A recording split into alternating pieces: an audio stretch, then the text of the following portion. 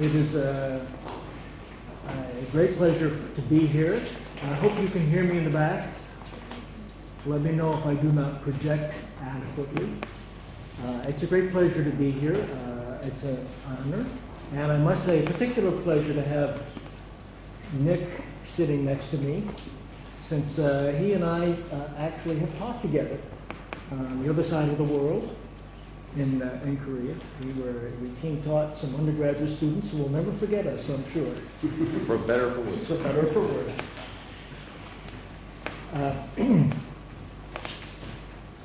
My paper is a big paper. Lots of words in it. When I looked at it yesterday, I trimmed a couple of thousand words. Didn't do enough, of course. And it's going to be difficult to pack everything in 20 minutes and make it intelligible. So if there are gaps, my discussants will pin me down on them. Let me proceed with what is necessarily a sketch. The paper is called Statebuilding, World Making. World Making is a cue to you that paper is from substantially a constructivist perspective. It presupposes that the state and international society and modernity are co-constitutive phenomena. They cannot be discussed without reference to each other. Extricating one from the other does violence to the rest, to the whole. So I'm talking about 500 years of history, more or less. And I take that to be the period of time that we call modernity. When we talk about Eber's paper, we'll find that there's an altogether different frame of reference. But normally when we use the word state, we mean modern state, and that's how I mean the term. But modernity is an unfolding experience. It has changed drastically over 500 years, a half millennium.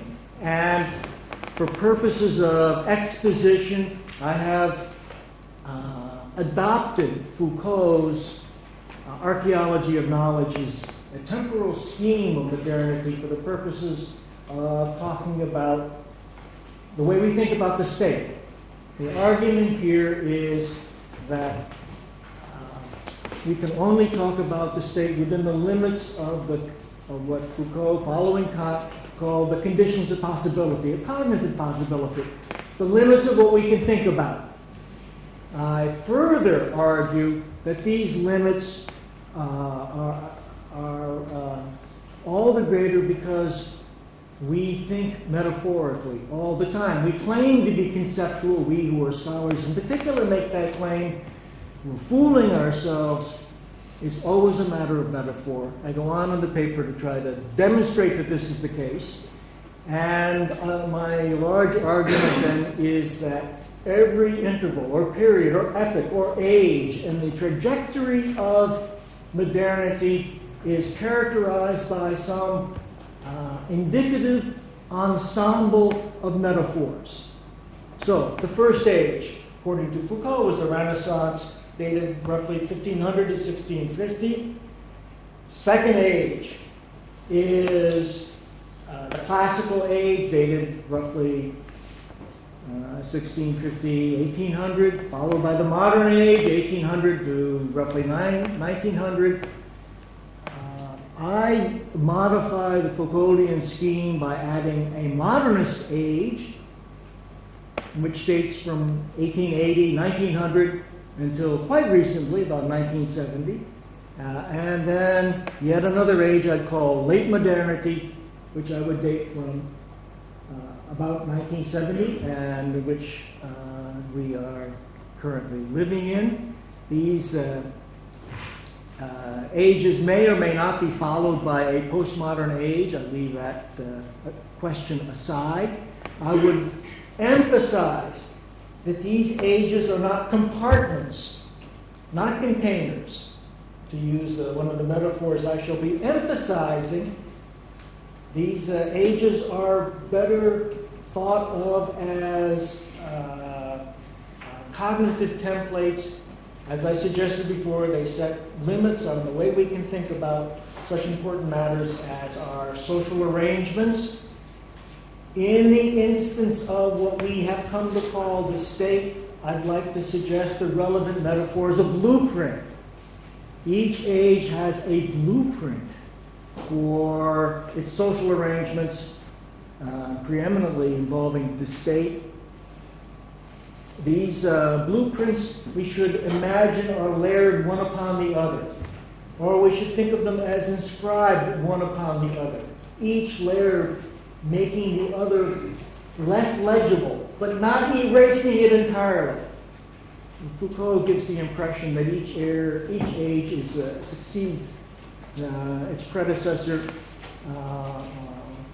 entirely. It's not the case at all. They are all of these ages linger on. They enable us and they burden us simultaneously.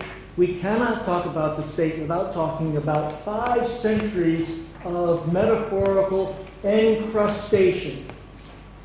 Now, the first age I would like to suggest is, before I get to the first stage, let me further say about metaphors very quickly that there's now a burgeoning literature on metaphors involving linguists, philosophers, social theorists, and even some social scientists proper. This literature has increasingly been interested in the neurological, mechanical, the material foundations for our metaphorical choices in our languages. There's quite a bit of discussion of primary metaphors. The claim here is that many of these primary, if not most of these primary metaphors, are natural, I use that term advisedly, natural across many languages, if not all languages, because they relate to our bodily experiences, our day-to-day material reality. I would suggest, in light of that there are 3 kinds of primary metaphors that we put to use when we talk about the state, when we have talked about the state over a period of 5 centuries. There are orientational metaphors, those which orient us as living beings in the world. There are bodily metaphors, those metaphors which relate to our experience as living beings. And then there are the cluster of metaphors that arise from the fact that as beings we relate to each other in a variety of ways. 3 clusters of metaphors. Now, I'm rushing this because 15, 20 minutes, not very much time. I guess it was 20 to 25 minutes we were allotted. Yeah. Great. I'm doing fine. Right.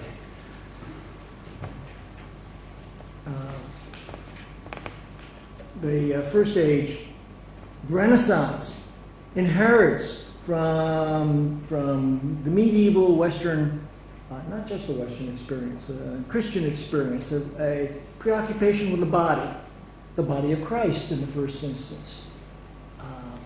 The importance of metaphors of the body for understanding of the state is huge and persistent. I would go so far as to say that our tendency today to anthropomorphize the state, to talk about the state as an agent with a life of its own, a personality, and so on, all of that is, at least in some measure, a residue of this metaphorical history which goes back even before the modern experience. This emphasis on the body gets translated at the beginning of the classical age, we're talking the 17th century now, gets translated into the notion of moral and legal personality, a concept which you find developed very powerfully and succinctly by Grotius. It is further developed by Pufendorf, who was responding both to Grotius and to Hobbes. The idea of moral personality inhering in some corporate body, not just in human individuals, but in corporate entities. This is a medieval conceit which lives on in modernity through the idea of moral and legal personality. The state, in the first instance, metaphorically speaking, is a person, a corporate person. We can engage in extensive metaphorical analogy here, the corporate body as a head. We assign sovereignty to the head. The literature suggesting these sorts of extensions, metaphorical extensions, is very substantial, and just recently found that the same sets of ideas are to be found in Byzantine historical texts. So it's not just a function of the Western Church. Now, this idea of moral personality gains secular resonance, can we put it that way? Thanks to Hobbes and Hobbes's arguments about the nature of artificial persons. What an interesting phrase. This is from Hobbes, who thinks that metaphors are verboten. The guy indulges in metaphors to an extraordinary degree, and especially in metaphors that invoke the human body. So, the artificial person, the state, is in Hobbesian frame of reference a consequence of the relations of natural persons in the state of nature. But there's nothing in Hobbes that suggests that this artificial person is not, how do I want to say this? The artificial person is not simply an artifact. Sovereignty is a phenomenon. It's phenomenal by virtue of this artifice. So this is an exercise in as-if reasoning that we find consistently manifest in Western thought from Hobbes on. Hobbes articulates this general position by reference to agency. The sovereign is an agent. The sovereign acts on behalf of the population. The sovereign as agent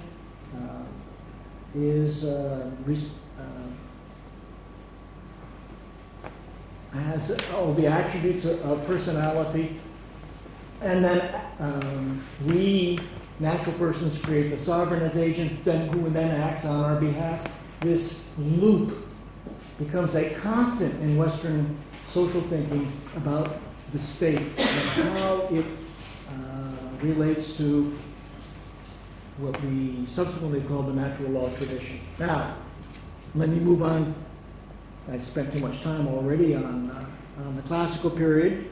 Let me emphasize that the classical period is oriented towards spatial relations. It's the age of tables. It's the age of levels. It's the age in which geometry organizes cognitive possibilities. Hobbes himself is an exemplar of the importance of geometric reasoning, as he calls it. You would think in the circumstance that the dominant or prevailing metaphor for the state in these circumstances would be a container, an orientational metaphor. The state contains the social relations of natural persons. But it doesn't seem to work out that way. The prevailing metaphor for the classical period is still the body, the person. Why is the metaphor of the container not, why does it not fulfill its possibility in the classical age between 1650 and 1800? I would suggest that it's by virtue of technological inability. There's no map making such that you can conceptualize the state by reference to territory. All the talk we engage in which we say the territorial state dates from 1648, is anachronistic. The evidence does not support this claim. It's not until basically the end of the Enlightenment that we can fully accept the notion that the state is not just spatial, but territorial in character. It takes 150 years for this possibility to be instantiated in the practice of sovereigns. I'm shouting about this because it seems to me this is a huge mistake that we collectively have made in the field. So when do we begin to think about the state as a territorial entity? When do we begin to make sense of the notion of territorial sovereignty as something other than a property of the legal or moral person? Only when the modern age sets in, and that is the age of Weberian rationalization. It's by virtue of rationalizing social relations, politics in particular, that we give substance to spatial reasoning and territorialize the state, along with our ability to make maps that properly indicate the extent to which the state can engage in extractive activities. This is the age also of census taking, so you know what your resources are. This is the age of bureaucratization. This is the age in which Western states' leaders are finally able to take advantage of the spatial logic of the preceding age. There is, in my opinion, very little else that is distinctive about the modern period between 1800 and 1900 than this rationalization. The one other thing that is distinctive is the rise of history. And history here is not applied to the state, but to the nation. So we have the Weberian rationalization of the state, and we have the romantic embodiment of the nation, and then the two conjoin as an ideological program in the 19th century. All of this, of course, is grounded in these very powerful metaphorical matrices. Now, let me turn then to the age of modernism. This is a confusing term because when we speak of modern art, we mean, in fact, modernist art. When we speak of modernist literature, we're talking about the same period. Modernist literature dates from about 1880. Modernist art also dates from about 1880, but we use the term modern instead of modernist too frequently. In the social sciences, we sin in this respect all the time. We don't clearly see the difference, the discontinuity, the Foucauldian discontinuity between the modern and the modernist period. The discontinuity has to do with the rise of functional thinking. Modernism is about functionalism in the first instance, a way of representing what's below the surface. What's below the surface is that which functions on our behalf. It's in this period that we begin to talk about the functions that the state performs. And it's also in this period when we become alarmed by the language of the state, and we start to use terms like political system, as if the state had disappeared and had to be brought back in decades later. Well, of course, the state never had disappeared. It just had become an embarrassment thanks to ideological movements that transformed the state apparatus. But the emphasis on function, on functional differentiation, combined with modern, not modernist, but modern rationalization, characterizes the metaphorical the trajectory of the state from about 1900 until the time when I first started studying the state in the late 1950s and 1960s. That's how I learned about the state in the first instance, was reading David Easton, and finding out there was no such thing as a state. Only, guess what? He was wrong. So, this period of functional differentiation, of modernist inquiry below the surface, is also the period in which architectural metaphors become exceedingly important in public life, in social arrangements. This is when we can start to talk about state building. The metaphorical limits which are imposed on us by even invoking the term state building are really very interesting to consider.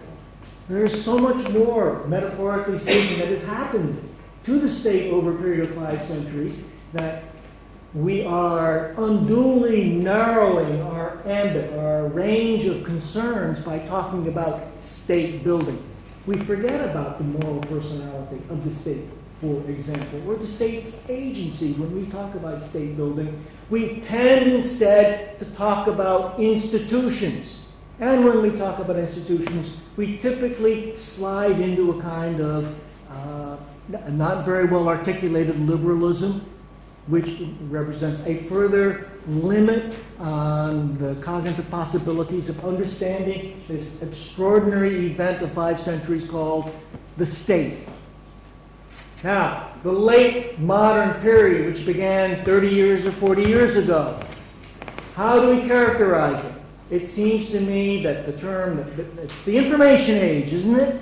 And the term that we can best use to characterize this is, metaphor is network. It's all about networks. We've heard this term constantly now. It's all about networks. And the question becomes, do networks escape the containers that states were put into 2 centuries earlier?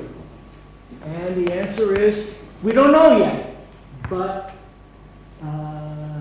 or it all depends. It's a subject for ongoing consideration. My own hunch is that the state does a better job of containing than many of the progressive, cosmopolitan-minded members of this audience would like to believe. We shall see. But the interesting thing from my point of view about the metaphor of networks is that networks always eventuate in stratification, in status differentiation, and in effect rolls back one of the great premises of modernity, of modernization, which was that we repudiated, starting in the age of revolutions in the 18th century, we repudiated privilege defined by reference to status and substituted something else having to do with rights and offices. Well, guess what? Statuses are back with a vengeance. And they're back with a vengeance because networks are always status differentiated. And we in this room are exemplars of this very phenomenon. We as a network, of course, have our status position very well secured for us. Our privileges are very, very easily exploited by us. And everybody here knows it. We may not say it publicly, but we know it. Now, I'm not going to speculate about what happens if, in fact, we're in a moment of transition to something we would call post-whatever, postmodern, postmodernist. I will conclude, though, by suggesting that every age is bounded by a time of transformation that took, say, 5 decades, 50 years. Foucault thought that these discontinuities between ages would take 20 years, that they'd be quick and easy, that you could identify particular intellectual figures that showed how quickly the transformation took place. Not so.